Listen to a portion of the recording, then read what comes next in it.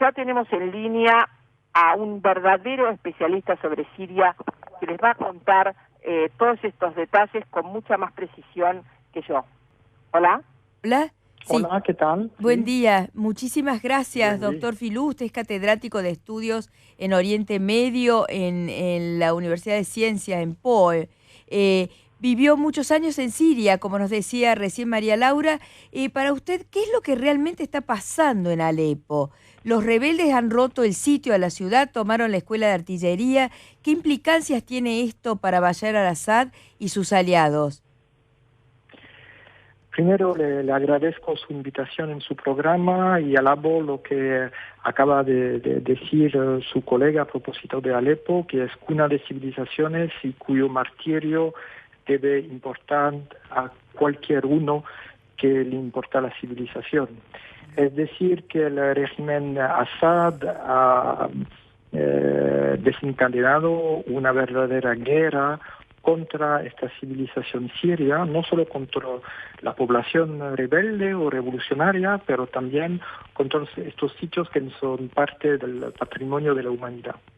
Lo que ocurre en Alepo, donde yo estaba infiltrado hace 3 años al lado de los revolucionarios y que conozco desde más de 30 años y donde he vivido, es que hay la parte oeste y sur bajo control de Assad y de sus aliados, los rusos, los iraníes, los chiitas que vienen de Líbano, de Irak y hasta de Afganistán.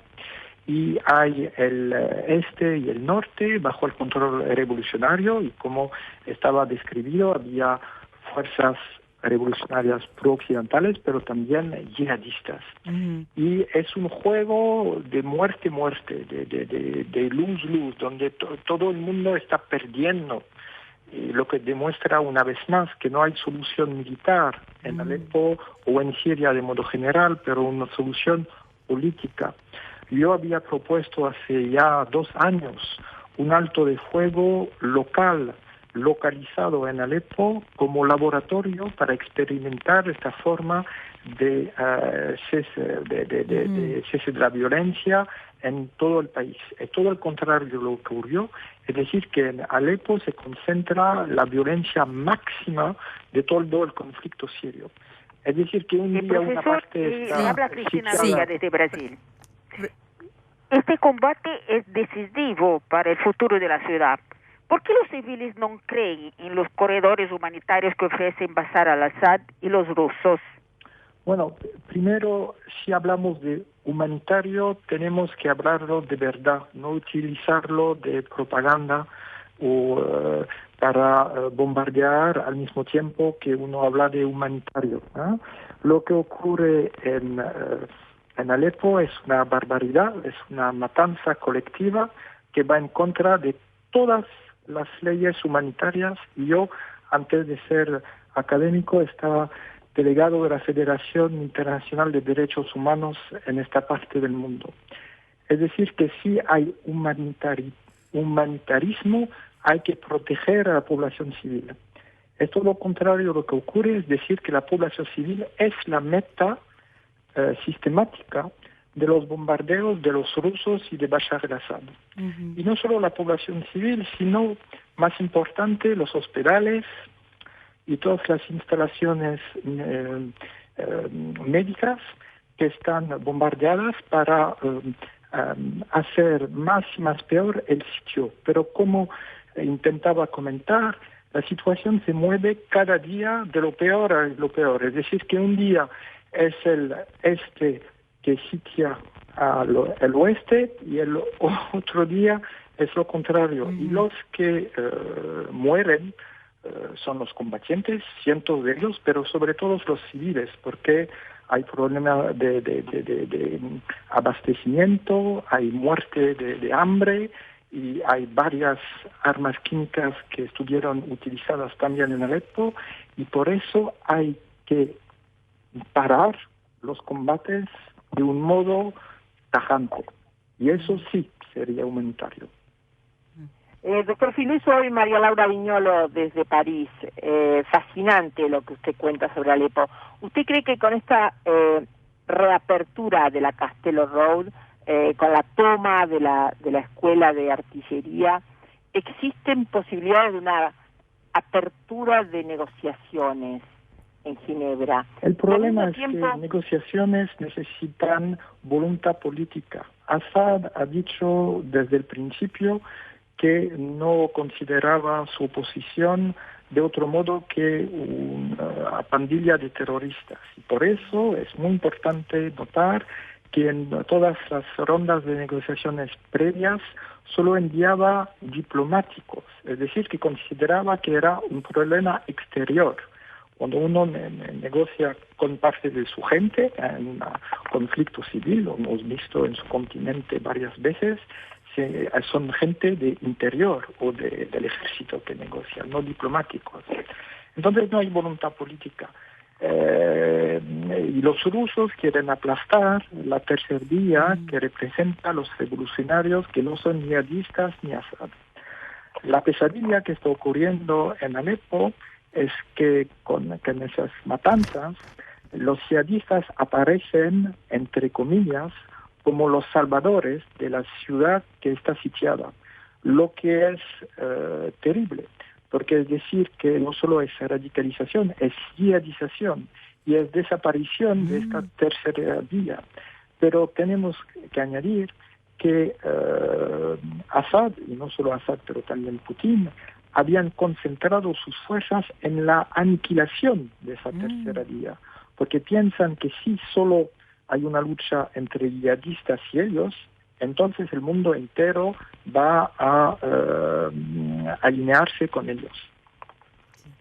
Ahora, profesor, ¿cuál es la razón por la que los combatientes de Alepo se separan de Al-Nusra, que sería la versión siria de Al-Qaeda?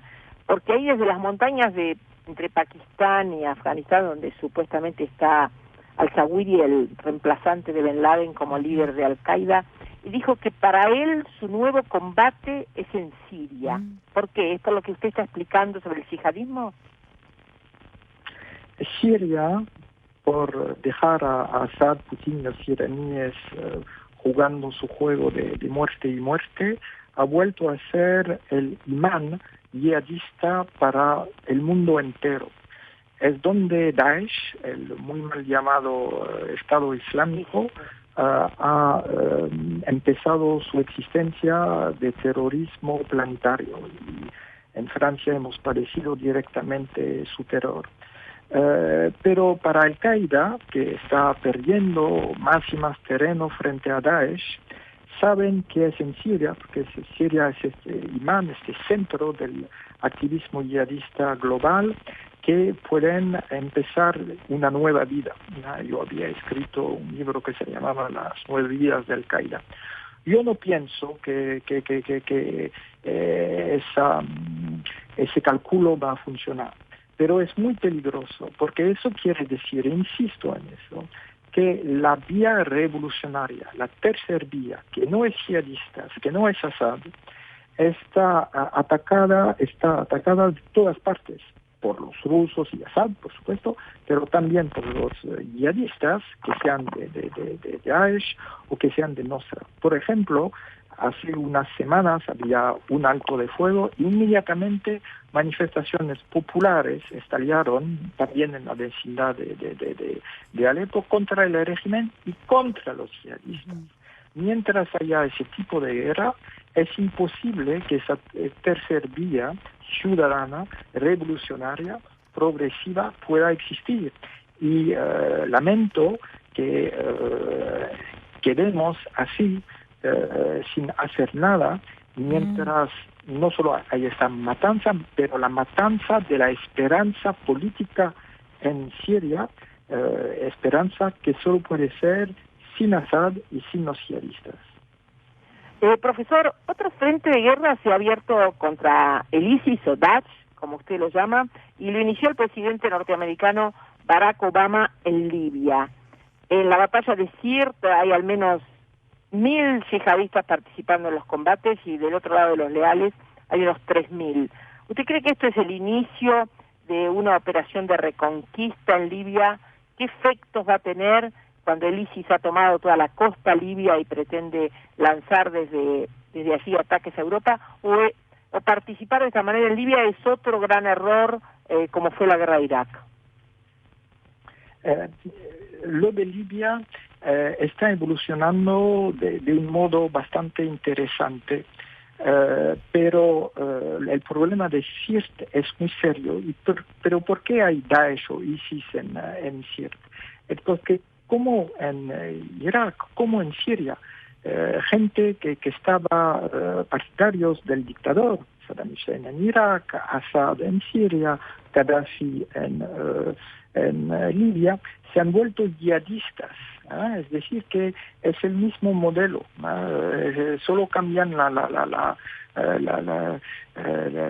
pantalla, pero funcionan del mismo modo. Sirte era la cuna de Gaddafi y del gadafismo, y por eso se ha vuelto a ser el centro de yihadismo en Libia. América ha un poco, insisto, un poco, aprendido de sus errores previos. Es decir, que en vez de atacar de un modo unilateral, ha esperado que el nuevo gobierno de Unión Nacional, bajo el mando de Fayez Sarraj en Trípoli, le haga la demanda oficial. Es decir, que no lo hacen por los intereses de América oficialmente, seguramente que sí, pero lo hacen porque los libios oficialmente les han pedido y porque los libios hace meses que están luchando en Sirte, sobre todo brigadas de una ciudad cercana de Sirte que se llama Misrata. Han perdido mucha gente en combates muy sangrientos en Sirte, pero están logrando finalmente expulsar a los yihadistas de esa fortaleza, pero lo mismo que en Siria, la solución no puede ser militar, tiene que ser política, es decir, que un gobierno de unión nacional tiene que estar gobernando literalmente todo el país, es decir, con un ejército nacional, no con una mosaica de brigadas y de milicias diversas. Sí, Cristina. Profesor, y con respecto al rol de Turquía, ¿cree que Erdogan se va a aliar con Rusia? Y en ese caso, ¿qué van a hacer con Bashar al-Assad, el enemigo directo de Erdogan? ¿Erdogan apoya el Daesh, como dice usted, o no? Yo no pienso que Bashar al-Assad sea el enemigo directo de Erdogan, ni que Erdogan apoye a Daesh. Yo pienso que para Turquía, cuando Turquía no tenía tantos problemas internos, hubiera sido mucho mejor una Siria sin Assad para su influencia regional. Pero ahora, después del golpe fracasado, abortado del 15 de julio, la prioridad absoluta de Turquía es interna. Y hay un antiamericanismo en Turquía, donde yo estaba recientemente porque tengo libros traducidos al turco, que es realmente ese antiamericanismo es una ola de fondo. Es no solo el gobierno, pero también la oposición. Es decir, que ahora en Turquía, con todos los problemas, la única cosa que une a todos los turcos es el odio, o por lo menos el desprecio o la desconfianza frente a América. Y eso seguramente pudiera preparar algo nuevo en las relaciones entre Turquía y Rusia. Pero Turquía queda un miembro imprescindible de la Alianza Atlántica y tiene acuerdo con la Unión Europea que son importantísimos para su economía. Jean-Pierre Filiu, aquí está Daniel Raymond desde París. Sobre los kurdos, pero yo no lo veo ahora en vista entre Ankara y Moscú. Sí, Daniel. Perdón, señor Filiu, tengo una pregunta sobre Francia. Yo estoy en París y para nosotros es fundamental. La participación francesa en los bombardeos en Siria ha generado fuerte represalia del autoproclamado Estado Islámico en Francia, con 2 últimos atentados terroristas en una semana y con más de 200 personas muertas en menos de 12 meses. ¿La participación francesa en esos ataques lo justifican, son simbólicos o Francia no debería bombardear Siria? Usted está invirtiendo la cronología. Yo soy historiador. Los ataques de Daesh o yihadistas en contra de Francia empezaron antes, meses antes del empiezo de los bombardeos franceses en Siria. Y yo pienso que no tenemos que tragar la propaganda yihadista como otra cosa que propaganda.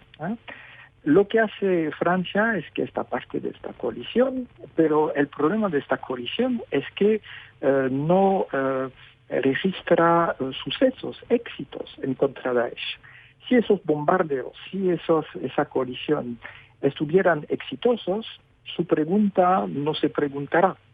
Entonces el problema no es de los bombardeos, sino por qué no son exitosos. Y yo vuelvo a lo que decía sobre Alepo, es decir, que el problema viene de Siria, donde la contrarrevolución mortal, fatal, feroz de Assad, apoyado por Rusia y Irán, ha generado el yihadismo.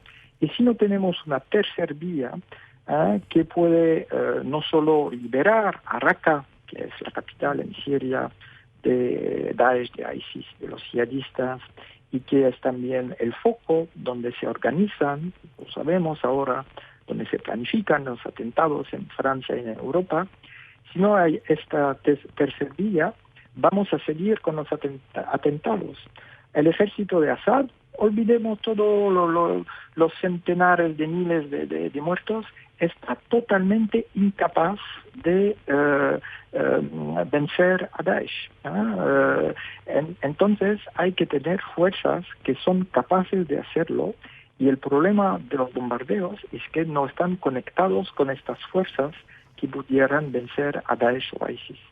Muchísimas gracias, doctor Jean-Pierre Filou, catedrático de Estudios de Oriente Medio en Ciencias Políticas en París. Gracias además por esta visión sobre la tercera vía acerca del problema sirio. Hasta pronto.